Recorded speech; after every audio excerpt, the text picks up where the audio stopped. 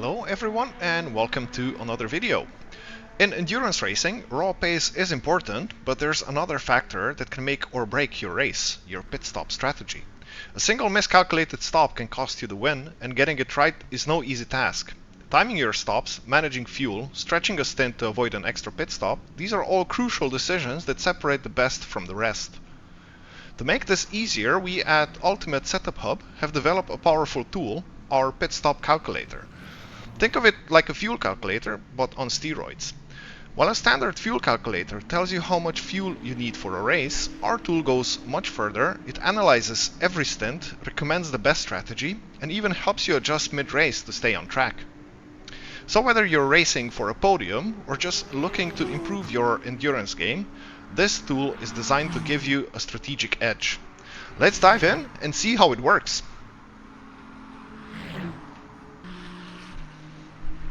Alright, the first thing that you will want to do is get into your virtual car and head out on track.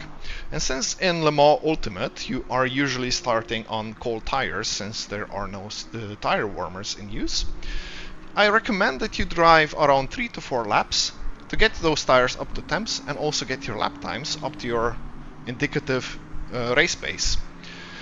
Once you have driven 3 to 4 laps, in the lower left corner, navigate to the fuel use MFD, as you can see on screen right now. Take note of the fuel use and virtual energy use if your car, such as the GT3 and the hypercars, come with. If you don't know what virtual energy is, there is a link to a video in the description below which describes more info and gives you more information about the virtual energy, but this is a little bit beyond scope of this video. What is in scope of this video though is for you to head over to the Ultimate Setup Hub pit stop calculator, link to which is also in the description below, and we are going to start by inputting this data. Okay, and here we are on the pit stop calculator. So the first thing that we need to touch up on is the choice between hypercar or GT3 or LMP2 or GTE. Why is this important? As you know, hypercars and GT3s in LMU are using regular fuel as well as virtual energy fuel in quotes. That's why we also have fuel usage per lap and energy usage per lap, while if we go on LMP2 or GTE, we have only fuel usage and we don't have energy usage because those cars don't have virtual energy, but they do have different size of their fuel tanks, so you have to input this in the tank capacity. But we are going to focus on the hypercar, and we are going to input some data for a hypothetical Spa race, a 2-hour long race, which we are going to say we are going to be doing a race pace of 2 minutes and 19 seconds. With the average pit stop length of 90 seconds. This is a default value. Of course, you can change this, but this is roughly the average fuel and tire pit stop that happens in LMU, including the the time loss for the drive into the pits and drive out of the pits. So for this example, we're going to leave it at 90 seconds.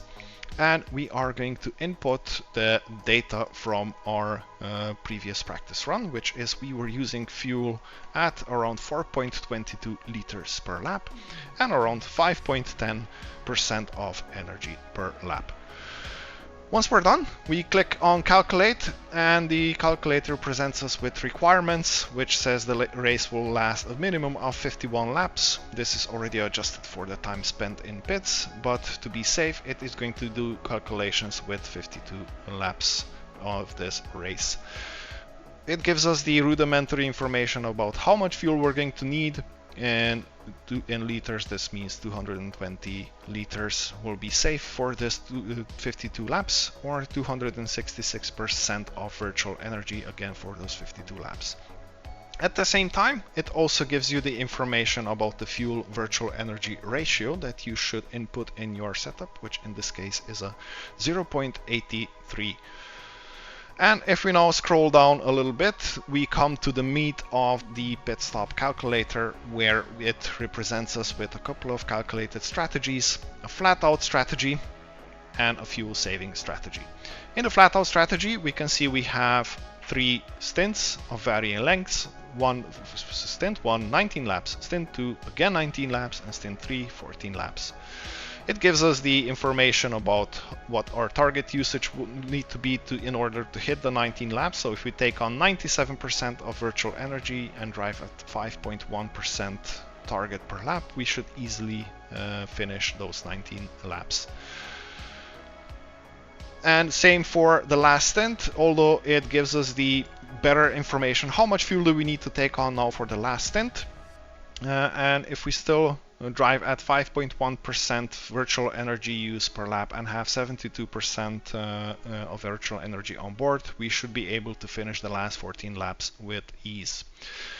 The second strategy is a fuel save strategy, where the calculator tries to save enough fuel in the remaining stints to get rid of the final stint, which means to get rid of 14 laps, we need to do 7 extra laps in stint 1 and 7 extra laps in stint 2, which is not feasible, but we are going to go through this information anyway. If we would want to be doing this, we would need to be targeting our virtual energy consumption to be no greater than 3.85% of virtual energy per lap.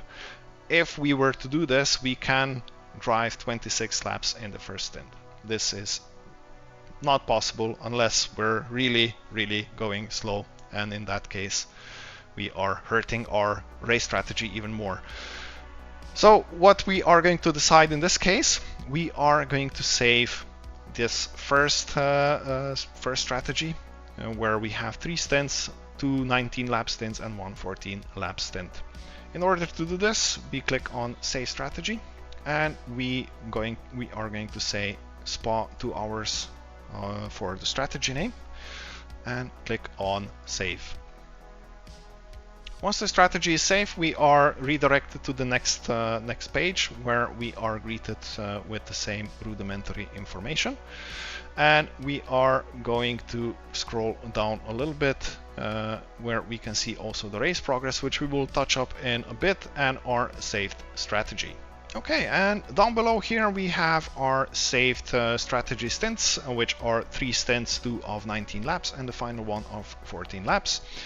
But now let's say for some reason we want to extend the first stint for 2 laps. Instead of driving 19 laps, you click on the title of that stint, adjust here to 21 laps, click on Save, and the pit stop calculator will already adjust your strategy to reflect this. So now it says stint 1, 21 laps, you need to save 2 laps worth of fuel. And to achieve this, it gives you the target consumption, which means you need to drive at 4.77 fuel or virtual energy consumption per lap. And if you have been following this, you will be easily driving 21 laps in this first stint. The second stint has been left at 19 laps as original, and the third stint has been reduced from 14 laps down to 12 laps, because you are now doing extra 2 laps here, which means you don't need to do the extra 2 laps here, which means also less virtual energy needs to be taken on board, which means a shorter pit stop. And a shorter pit stop means you get to go faster, quicker. And this is kind of the short adjustability of the stints that currently exists in the pit stop calculator. The adjustabilities are still a little bit basic, and we are working on improving them and adding more adjustability into the strategy calculator. But this is it for now, which allows you to track or make changes to the calculated strategies. And speaking of functionalities and changes and so on, one other piece of functionality that we need to touch upon is the race progress. With race progress you can track your race progress, and you can figure out if you have been saving enough virtual energy or fuel in the stint, or you need to do a little bit more saving, or maybe you have saved a little bit too much and now you can go a little bit faster. So we are going to do an example, and we are going to say we have already completed 10 laps of this race, and we're going to say we still need to do 96, or let's say 95 minutes are still remaining on the clock after we have completed the 10 laps. And we have, let's say, 45 liters of fuel remaining, and 55% of virtual energy is still in our virtual tank. We input this data, click on update, and the calculator will give us the updated calculation of the first stint, and it will say 55 liters or percent of virtual energy in the virtual tank. You still need to do 11 laps. This means we can drive and target our virtual energy consumption to 5%, which means we have been good in the previous 10 laps. We have saved a little bit more. Now we can go a little bit faster, and we can target the consumption to be 5% from the previous 4.77, I believe it was. The next stints still stay the same. Of course, we can edit them further if we want to. We can add another consumption, let's say at the next lap. We will be completing 11 laps. We reduce the race time. We take the remaining fuel, remaining energy in tank, and recalculate our strategy again. Again, the calculator will recommend the new target consumption that you need to follow in order to reach the target of that stint. Now, of course, when you are in the car and you are in the race, especially if it's an online race, you cannot just, hey guys, everyone stop on the track where you are, I need to redo my strategy. You cannot do that, of course. This is why we have added this nifty functionality, is to share your strategy. An URL is copied to your clipboard, and what you do with this, you send this to your buddy, your race engineer, your friend, and he is or she is able to see the exact same information. And with that shareable link, he or she can also adjust your strategies, input race progress, and convey the following information then to you if you need to adjust your driving a little bit.